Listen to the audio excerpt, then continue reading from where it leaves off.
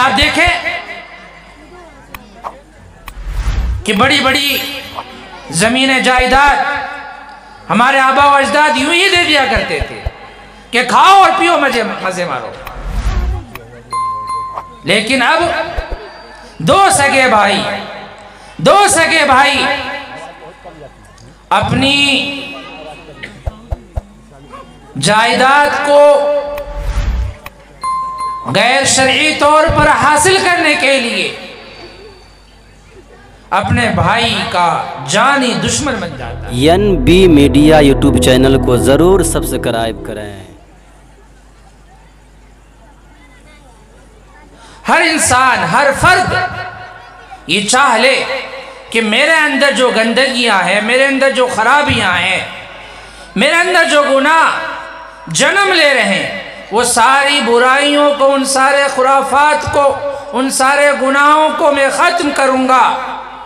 اب یقین جانیے کہ ایک اچھی سوسائٹی اور ایک اچھا معاشرہ ہم سب کو مل سکتا ہے، لیکن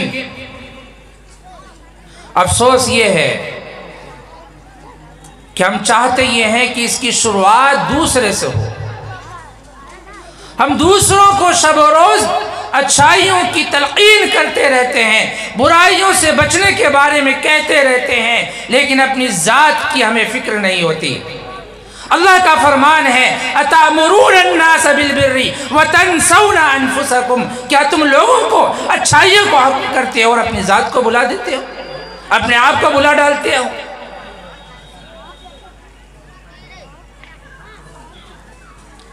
کل قیامت کے دن عذاب الہی کے اندر بہت سارے حضرات گرفتار ہوں گے، بہت سے ایسے لوگ بھی ہوں گے کہ جن کو ہم امت کا خیر خواہ اور امت کا رہنما کہتے ہیں،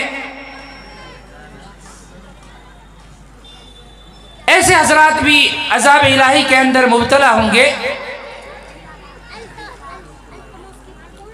جب ان سے پوچھا جائے گا، سوال کیا جائے گا کہ بھی آپ تو دنیا کے اندر اچھی اچھی باتیں بتایا کرتے تھے، امت کی اصلاح کا بیڑا آپ نے اٹھایا تھا، آپ کی تقریر سے نہ جانے کتنے لوگوں نے صراط مستقیم کے دامن کو اپنایا اور سیدھی راہ پر چلنے کا عزم بالعزم کیا، تو یہی جواب دیں گے جو اللہ رب العزت نے قرآن مقدس کے اندر بیان کیا ہے، اَتَأْمُرُونَ النَّاسَ بِالْبِرِّ وَتَنْسَوْنَ أَنفُسَكُمْ، کہ دوسروں کو اچھائیوں کا حکم دیتا رہا، پوری زندگی دیتا رہا، لیکن میری زندگی عمل سے خالی رہی۔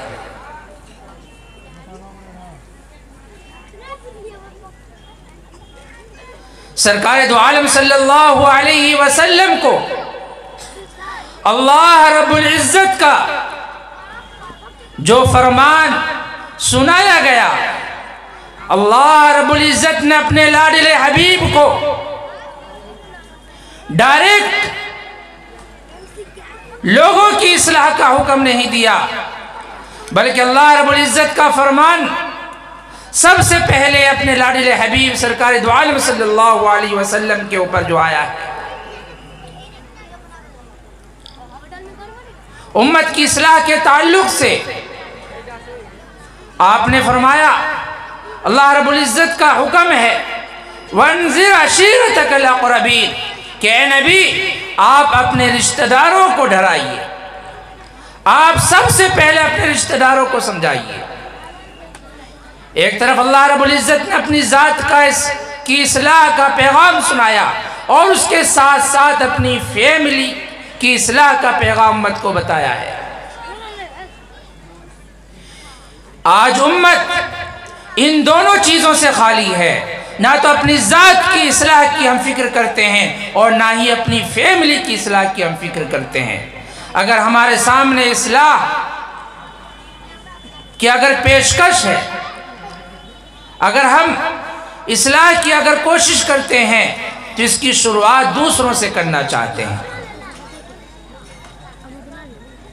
تو آج یہ پیغام لے کر کے جائیں، اللہ رب العزت سے یہ وعدہ کریں کہ ہم سب سے پہلے اپنی ذات سے کی اصلاح کریں گے اور اس کی شروعات اور ابتدا اپنی ذات سے کریں گے۔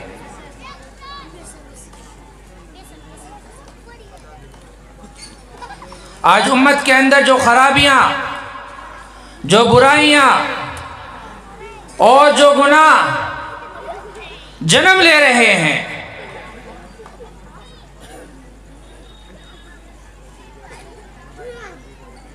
مجھے بڑے ہی افسوس کے ساتھ یہ کہنا پڑ رہا ہے کہ اس کے اندر ایسے علماء کا بھی ہاتھ ہے جس کو حدیث کے اندر علماء سو کہا گیا ہے۔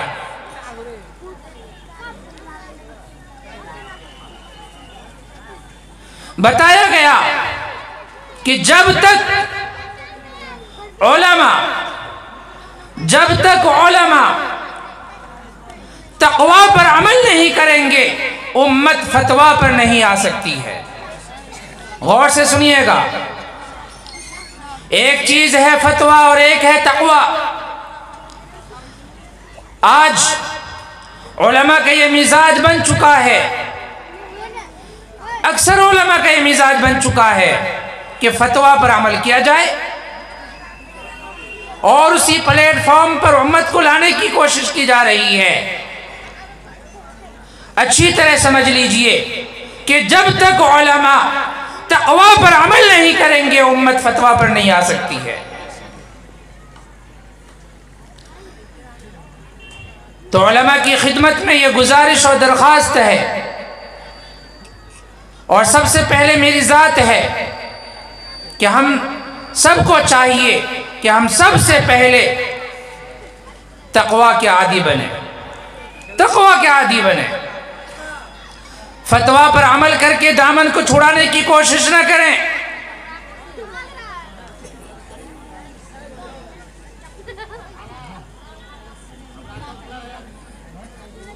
بتایا گیا کہ جو انسان نفل کا پابند ہوگا، غور سے سنیے گا، جو انسان نفل کا پابند ہوگا اس کی زندگی سے کبھی فرض نہیں چھوٹ سکتا۔ جو انسان نفل کا پابند ہوگا وہ فرض کا بھی پابند ہوگا، اور جو انسان صرف فرائض و واجبات کا پابند ہوگا تو ہو سکتا ہے کہ اس کی زندگی سے فرائض و واجبات بھی نکلنے شروع ہو جائے۔ فرائض و واجبات پر لانے کے لیے، فرائض و واجبات پر عمل کرنے کے لیے ہمارے لیے ضروری ہے کہ ہم نوافل کے عادی بنیں، ہم نوافل کو اپنی زندگی کے اندر داخل کریں۔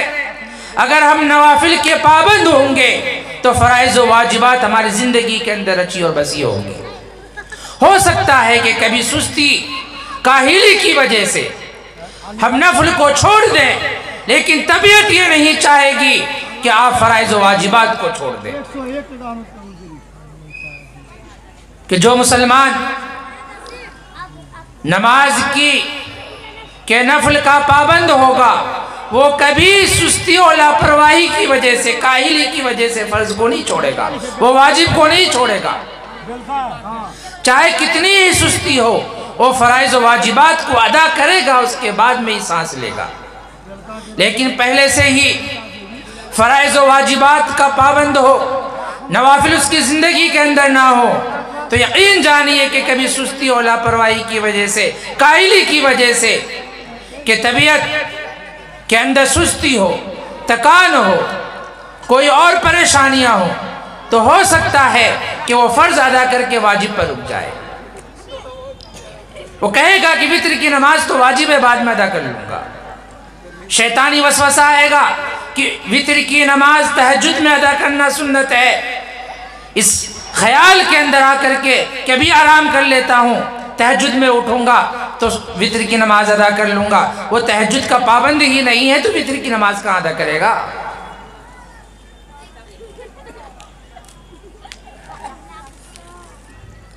تو اس چیز کو اچھی طرح سمجھ لیں کہ ہم فرائض و واجبات کے ساتھ ساتھ نوافل کے پابند رہیں۔ نوافل کو نفل کہہ کے نہ چھوڑا جائے کہ تو نفل ہے، کریں گے تو ثواب ملے گا، نہیں تو کوئی عتاب نہیں ہے، کوئی پکڑ نہیں ہے۔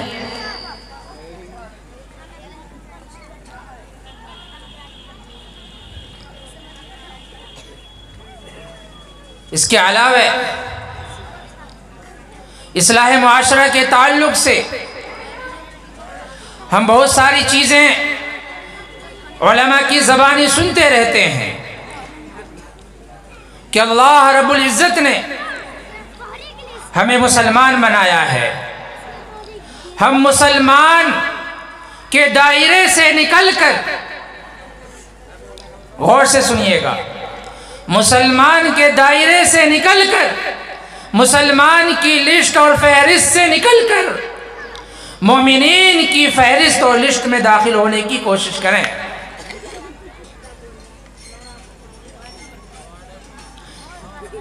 آج ہم فخر کے ساتھ کہتے ہیں کہ ہم تو مسلمان ہیں، اب قابل مبارکباد ہیں، آپ مسلمان ہیں، لیکن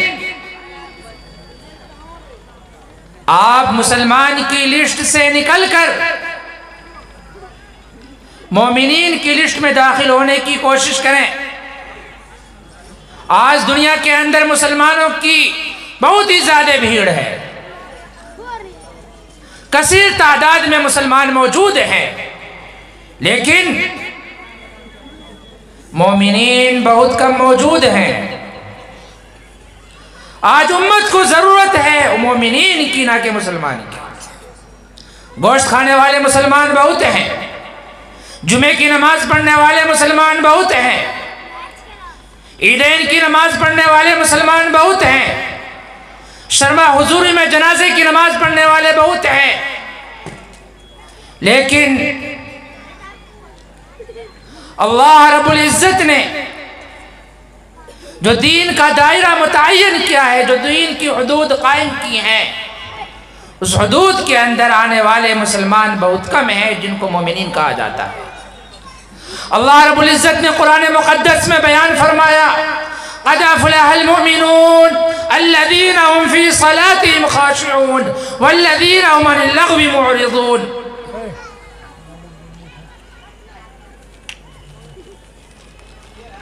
کہ کامیاب مومنین ہیں، نہ کہ مسلمان۔ اگر مسلمان کامیاب ہوتے تو اللہ رب العزت کا حکم یہ نہیں آتا، قالت الاعراب آمنا قل لم تؤمنوا ولكن قولوا اسلمنا، کہ بہت سارے حضرات اللہ رب العزت کے لاڈلے حبیب سرکار دو عالم صلی اللہ علیہ وسلم کی خدمت میں آ کر دین اسلام کے دامن کو تھامتے ہیں اور وہ یوں کہنے لگتے ہیں کہ ہم تو مومنین ہیں۔ اللہ رب العزت کی طرف سے ڈانٹ آئی، اللہ رب العزت نے فوراً ان لوگوں کو متنبہ کیا کہ ابھی تم لوگ مومنین نہیں ہو بلکہ مسلمان ہو۔ مسلمان وہ ہوتا ہے جو اللہ رب العزت کے حکم کا پابند ہوتا ہے۔ قالت الاعراب آمنا، بہت سارے دیہاتی لوگ یوں کہتے ہیں کہ ہم ایمان لے آئے۔ اللہ رب العزت نے متنبہ کیا، قل لم تؤمنوا، کہ ابھی تم مومنین کے لسٹ میں شامل نہیں ہوئے، ولیکن قولوا اسلمنا، لیکن ابھی تم مسلمان کی لسٹ میں شامل ہوئے ہو۔ مسلمان کی لسٹ سے نکل کر اگر کامیابی چاہتے ہو تو مومنین کی لسٹ میں آ جاؤ۔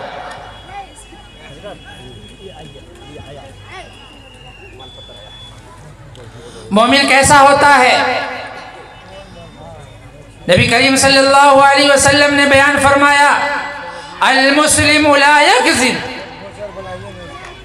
کہ مسلمان جھوٹ نہیں بولتا۔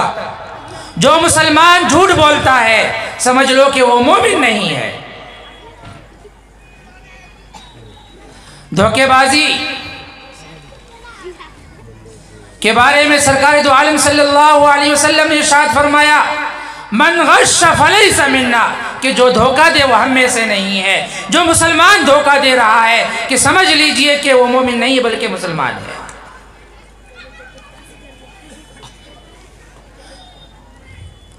मुसलमान अल्लाह के हुक्म का पाबंद नहीं होता, वो अपनी मर्जियात और अपनी नफ्सियात पर अमल करता है। इसी की वजह है कि बड़ी तादाद में, खरबों की तादाद में मुसलमान मौजूद हैं, लेकिन अमली एतबार से हमारी मस्जिद खाली है। अमली एतबार से फरमान इलाही खाली है। हमारे कुलूब के अंदर, हमारे दिलों के अंदर अय्याशिया, किज़्ब यानी दगाबाजी, दूसरों को सताना, पड़ोसियों के माल को हड़पना, शादी ब्याह के मौके पर गरीब और लाचार को लूटना, डाका जनी करना, इसी तरीके से हमारे मुआशरे के अंदर जो बेहिजाबी का एक माहौल बन रहा है,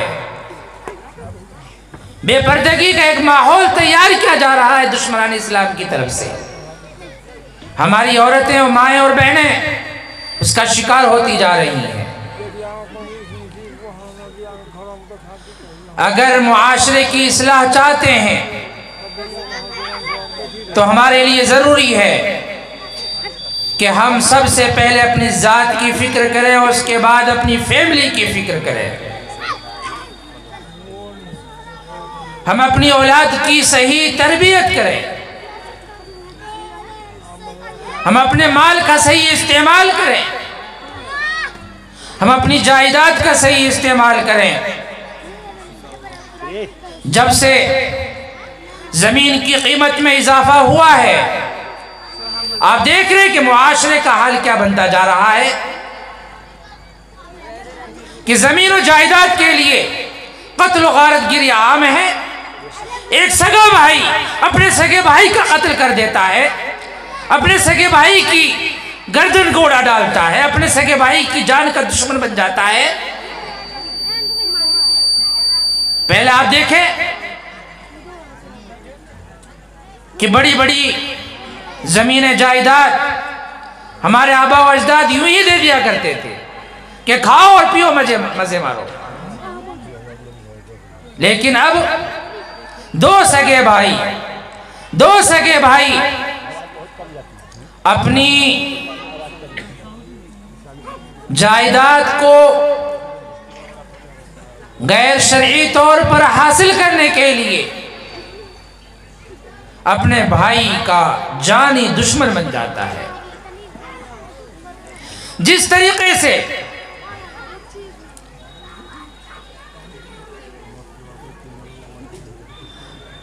हजरत आदम अलैहिस्सलाम के दो बेटों ने, दो सगे भाइयों ने आपस में कत्ल और गारतगिरी को अंजाम दिया था और वो सबसे पहला कत्ल था।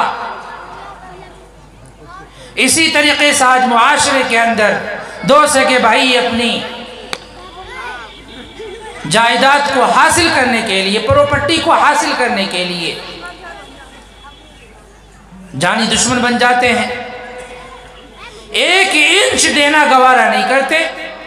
और दूसरा, अगर कमजोर है, अगर कोई भाई ताकतवर है तो अपनी लठ की जोर से, अपनी लाठी की ताकत से दूसरे भाई की पूरी जायदाद पर कब्जा करना चाहता है।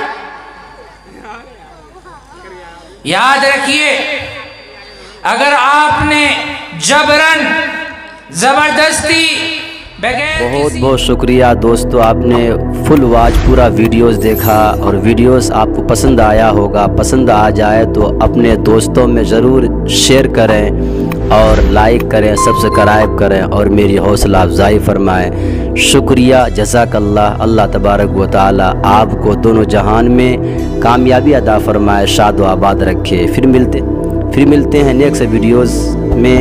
اور ایک اچھی اور شاندار ویڈیوز آپ کے لیے لے کر حاضر ہوں گا۔ تو اجازت دیجیے، پھر ملتے ہیں دوسری ویڈیوز میں۔ السلام علیکم ورحمۃ اللہ وبرکاتہ۔